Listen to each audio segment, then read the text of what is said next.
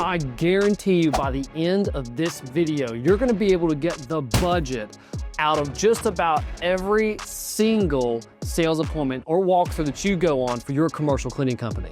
How much easier would quoting be, and how much easier would it be for you to be able to win those commercial cleaning contracts if you knew the number that they were expecting and the number that they're looking for, and even how you could get them to shift it around a little bit and even raise it oftentimes to bring you in as their commercial cleaning service. Hey, I'm Matt, your seven-figure commercial cleaning CEO, and this is actually a subject that I deal with constantly because I like to stay highly involved in winning new accounts and in the sales process for our company. So what you're going to learn by the end of this video are 3 ways that I get the budget out of different prospects in different situations and how you can do the exact same thing. Now, you might be in the camp of individuals who does not want to get the budget. And you might be thinking, well, I'm either afraid to get it or I'm afraid I'm going to look bad if I ask for it, like I don't know what I'm doing. And I'm here having this walkthrough. They're going to think that I'm stupid or silly or whatever it is. Or you also might not even care what their budget is. And you're just going to put in whatever price you want and go with it. So before we dive into the tips, I at least want to mention this to you. The act of at least attempting to understand the budget of your prospect helps them know that you are seeking to truly understand their circumstance and try to put together a solution that works for them. And many times you'll find they'll either open up directly, or as you're going to find out, there's other ways to get the information, and they're at least going to have a deeper conversation with you about what's going on in their facility, and you're going to be able to work that into your proposal. So with that, let's dive right into our first of the 3, and this is the indirect method. Now, it may sound straightforward because all that we're really needing to find out is essentially how many man hours it's going to take to clean this facility. Then we know what our cost is going to be to provide those man hours. But the key to getting this information and actually having it work in our favor is we need to figure it out before the appointment or before we even go directly and ask for a budget. Here's what this looks like, either at the beginning of a walkthrough or during the appointment setting part. So maybe they called in or you're calling them because they submitted for a quote online. You want to ask or at least find out the following information. How many people are cleaning in their facility? How long is it taking them? And then what is the frequency of cleaning that's going on in their facility? Now, indirectly, they're going to tell you some sort of budget, but you have to keep in mind too that currently they're calling you because there's problems. So a part of your walkthrough process and a part of your questioning and evaluation process of them is to determine, yes, they might have 3 man hours of cleaning happening 5 days per week. So that's 15 hours per week. And then you can multiply that from there and figure out your quote. But is that enough?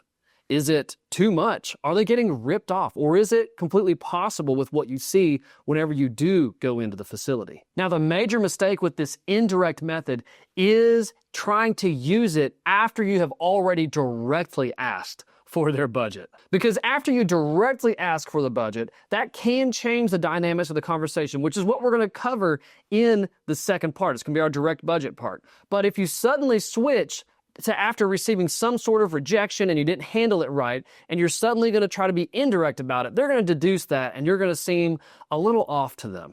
So as an essential part of your appointment setting process and of your walkthrough process with your questionnaire that you have, be sure to ask what's currently going on in their facility, what are they seeing, how many people, things like that. Now, to further improve on this indirect method, you can take it a step further and ask them, what do you think is going on with this? What do you think it should take?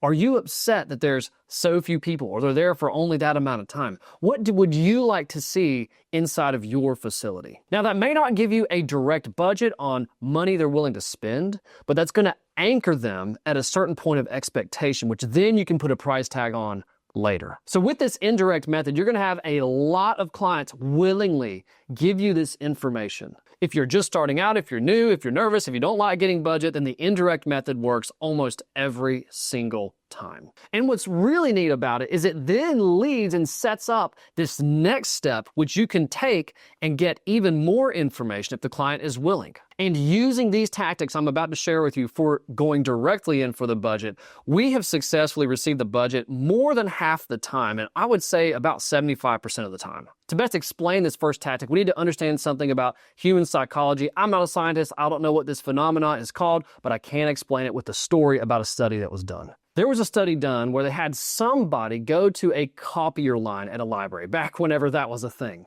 And the objective of this person was to successfully skip in line. They were going to try to say different things and figure different things out that was going to allow them to successfully cut into line and stay in that spot at the willingness of everybody that lost that place. So using normal things like excuse me, please, things like that, they were able to successfully cut in line about 30% of the time. But then there was one method that worked about 80 to 90% of the time. And I'll explain how this applies here in just a moment. But here is what it was. The person would skip in line at any point, and all that they would say was, because I need to make some copies. Well, you might be thinking, no duh, everybody is in line to make some copies. But people would gladly get out of the way as soon as they walked up and said, hey, mind if I jump in right here? I just need to make some quick copies. So what was going on in that study? Well, what they found out is all that we need to know is why. In the vast majority of situations, we can have any sort of explanation at all. I need to skip in line because I'm hungry. It's a little better received than, hey, can I please skip you? As long as there's some sort of reason after it. Hey, mind if I jump in right here? The sky's blue today. It just sounds a little better. As absurd as it is better received when we have some sort of explanation, even if it is connected or unconnected at all. So here we go. We're going to apply this to our direct method for getting the budget. And there's actually a few different ways we can apply it. I'm going to give you 3. This first one's a little bit softer and gentle. I would just ask nonchalantly, what's the budget? I want to be sure we customize a solution for you. That's it. Super simple, super easy, no big deal. Everybody tells us this. I just want to be sure we customize something for you. Are they going to be getting a custom solution anyways, with or without a budget and from any other cleaning company? Yeah, but that's the explanation and it buys it. The second one, this is a little bit more middle of the road. What's the budget? I could put 20 employees in here and reset everything every night, but that would be unreasonable, right? I need to know what you expect. Again, nonchalantly, when everyone tells us this information, I just need to know what to expect. And then for those of us who like to take a more stern approach with this, here's a third option. What's the budget for this? Look, I don't want to waste your time if the budget does not allow us to implement a solution like what we have to offer. Now, you can take those and mold them, make them your own, but all that you're doing is just giving a brief explanation, whether you want to go really soft, middle of the road, or you want to be more stern with it. It's up to you. Now, you can adjust this tactic if you wish. You can ask for the budget. What's your budget? And you can be filling out your form, right? Like it's a normal thing that everyone does. They'll probably push back initially and say, well, that's why we have you here, right? We want to know what the price is going to be. Then you can insert your explanation right after their response. You can set it up. As long as you give them some sort of response back to their push, they're usually going to back off, and it's not a hostile thing. They're just going to accept your authority in the situation. So that was the first direct method, which was the explanation method. This next one is kind of a hybrid of direct and indirect, but usually it's really effective, especially if you have deduced their budget already or if they did give you a direct number. And it goes like this. How much flexibility in the budget is there to solve this problem? Now, I have completely bypassed the indirect method before, and I've completely bypassed the explanation method before and gone straight in with just that statement. And they've given me a range of numbers before. I remember one account told me, well, we're actually currently paying $3,500, but we're willing to go up to $4,000 per month. So where did my quote come in at? $3,995 per month. Now I had to back that up with some confidence and the scope and the plan for how we're going to actually solve the pain they were having about cleaning in that facility. But they just opened up, and that happens often whenever we ask for maybe not a direct number, but what's the flexibility around the budget on this? And that just opens the conversation, and you can get them to talk a little bit more and even get more numbers out of them. Now, you may have noticed that that statement also said to solve this problem at the end of it. So it's even more effective if they are in pain.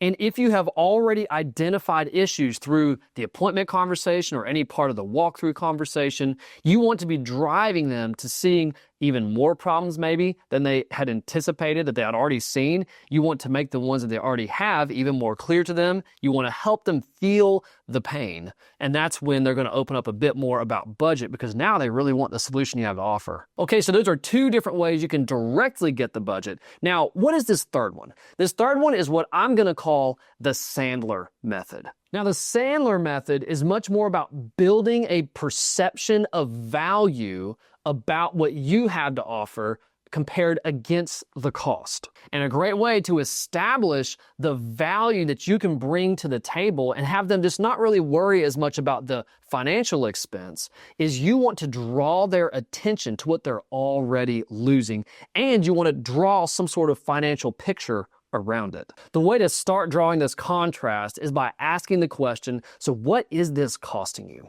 You want them to actually put a number on the pain that they're experiencing. What is the loss of new clients? What is the loss of current clients? Like if it's a daycare, if it's constantly dirty, well, how many kids end up never coming back compared to, say, daycares that are really clean and keep kids longer? You can even go with their staff costs. If their staff is having to step in and do things and it takes away from their job, if they're losing productivity from their team and morale and all these different factors, what's that really costing? Would you put a number on that? How big would that number be? Or what would that number look like? You could ask just for some general info for maybe they're willing to share something about what their staff is compensated in some general way. You can get some time around that and do some multiplication and figure out an actual cost. And then after establishing a cost, you can then follow up with the question, well, what is it worth to your company, your business, or to you to have this problem fixed? How valuable is this to you? Obviously, there's this cost, but how much more productive, not just making up the loss they're already experiencing, but even beyond that, if they never had to worry about it ever again, or if it was so much better looking or safer or cleaner and healthier, how much more productive would the staff be? You can even extrapolate that into their reputation of their business. You can go all kinds of directions with it. You want to open their mind up to see the possibilities. You want to open their mind up to beyond just whatever they're spending and then whatever they might be losing by paying a little bit more money to you. And then the third part that I want to mention with the Sandler method is you want to have them focus not on the total cost of using you as a commercial cleaning service. So let's say they're spending $2,000 a month. You don't want them focused on the fact that you are $2,500 a month. You want them focused on, hey, to have all of this fixed and the cost of all those problems gone, it's really only going to cost you $500 a month because you're already going to spend the $2,000 per month. So all that they have to do is invest $500 more per month, and they're going to have a massive output boost from their staff and the savings, and they're going to keep their clients longer. They're going to be more profitable, make more money. That can be to the tune of tens to hundreds of thousands of dollars per month for your clients. So the Sandler method is a little bit more nuanced. It takes practice. It takes a unique approach, but it is extremely powerful when implemented correctly. If you want more help growing your commercial cleaning company that goes even deeper than this, then check out the links down below or go to commercialcleaningsceo.com. Thanks so much for watching. Like, subscribe. My name is Matt, your 7-figure commercial cleaning CEO, and until next time, keep building.